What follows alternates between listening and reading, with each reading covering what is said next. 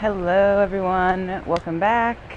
Today I'm just going to go through some hip holding, some hip positions in Warrior 2 and triangle pose. So to start off, grab yourself like a block or a cushion or a pillow or something and place it between your thighs, between your inner thighs. Place your feet about hips width distance apart, whatever space allows for that cushion to be there, and draw your abdomen up and back and engage your sits bones, squeezing them down and forward and together. So feel how that tuck of the abdomen and the engagement of the sits bones kind of opens up, or it lengthens that space in your low spine, but it also shifts your hips a little bit forward. Now engage your inner thighs and squeeze into that block, almost like you are pushing it towards the back of you, and see how that is the opposite tilt of the pelvis. So engage the glutes and the abdomen, draw them up and back, shifts the hips forward, and sends the pelvic floor into what we call anterior rotated. Posteriorly rotated, where it's coming, that would be posterior rotated, so it's tipping towards the back, and then anteriorly rotated, it's folding over towards the front. So you see that gentle curve in the low spine, and also you're engaging your inner thighs to pull them more towards one another. And put your hands on your sacrum and feel what that creates in your sacrum, so the space between your entire hip girdle here. Squeeze your inner thighs together, stick your tailbone out, allow the natural curve in your low spine, and feel what that feels like in your back. And then squeeze your sits bone together, tuck your tailbone under, draw your abdomen up, and see what that feels like. So the difference here is that you're creating less space when you're engaging and pulling your hip bones more towards one another. You're kind of crunching this whole area.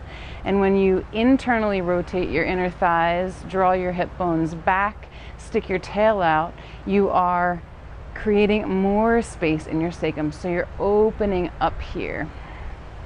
This is a crucial motion in the spine, not only for finding neutral pelvis, so when you're not anterior or posteriorly tilting your spine, but also when you're in positions like downward facing dog, where you want to elongate your spine.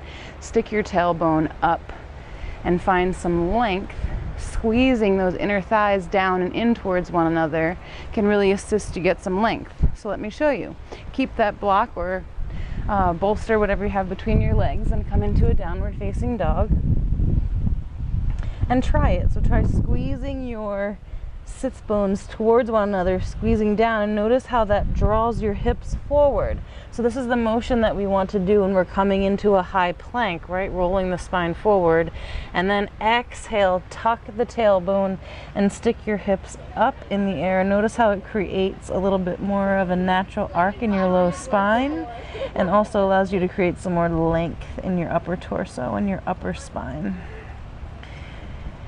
So inhale, come up high on your tiptoes, bend deeply in your knees, and just step your feet forward between your palms. We'll come to a nice half lift. Exhale and forward fold, and then inhale, rise all the way to Urdhva Hastasana. Exhale, hands to heart center, Samastiti. I want to now go through Warrior 2 and also triangle pose. So get familiar with what this feels like to squeeze your inner thighs together against the bolster or the block, and what it feels like when you're drawing your abdomen in and squeezing your sits bones together and shifting that block or bolster forward. Forward and back, forward and back. See what that does with the spine, forward and back. Now keep those things in mind and come into Warrior 2. You don't have to do it anyway if that's super fancy. But it's really nice actually to come through a flow. So inhale and reach your arms up, Urdhva Hastasana, tuck your tailbone, draw your abdomen up and back, and then exhale, swan dive forward. Plant the fingertips down, let the head hang. Inhale, lift halfway. Exhale, step your right leg back into low lunge.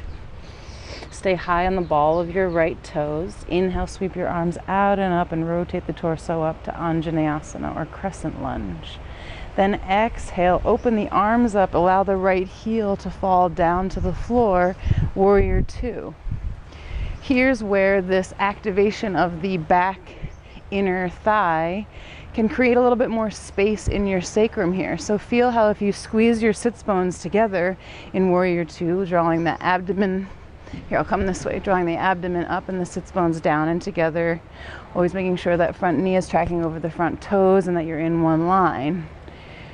But as you squeeze those sits bones together and open your hips out to the sides, how does that feel on your sacrum? So put your hands on your sacrum, on your low back. And does that feel like it's crunching it a little bit more? To me, it does. Now, instead of squeezing the sits bones together, turn the back right foot inward a little bit. So it's on more of an angle like in warrior one. And then engage your back inner thigh down and towards the mat. You're still strong in the front leg, tracking the knee over the toe. But instead of having that back foot completely parallel with the short edge of the mat and opening up the hips and squeezing them together, try turning that back hip down and see how much more length that can give you and how much space it creates in your low spine. You know, this hip girdle is a tight region because it's one huge bone. So if we can activate our back leg to allow for a little bit more space there, see what that feels like to you. And then inhale, lengthen your arms up, reach high, straighten your front leg. And then exhale, reach forward like you're cutting yourself at your left hip and send your hips back in space. Reach out as far as you can. And as soon as you can't go down any further, just switch your arms so that your right arm is reaching up for the sky. You're finding length in your tailbone and length in your left side body to come into Trikonasana. Now, typically we would also say in Trikonasana to squeeze your sits bones together to come up like you're standing between two panes of glass.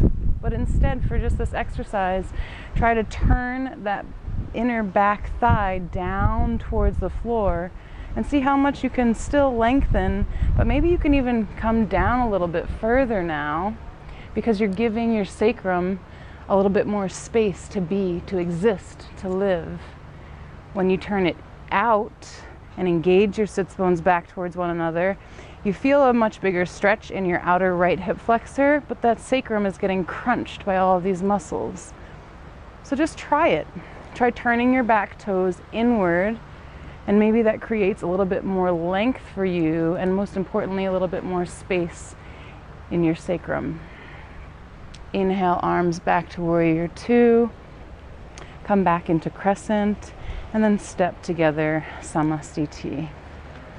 I hope that enables you to find a little bit more personal flow in your warrior twos, in your triangle poses, and perhaps allows you to create a little bit more space in your sacrum, in your hips. So I invite you to try it on the other side as well, stepping back with your left leg this time.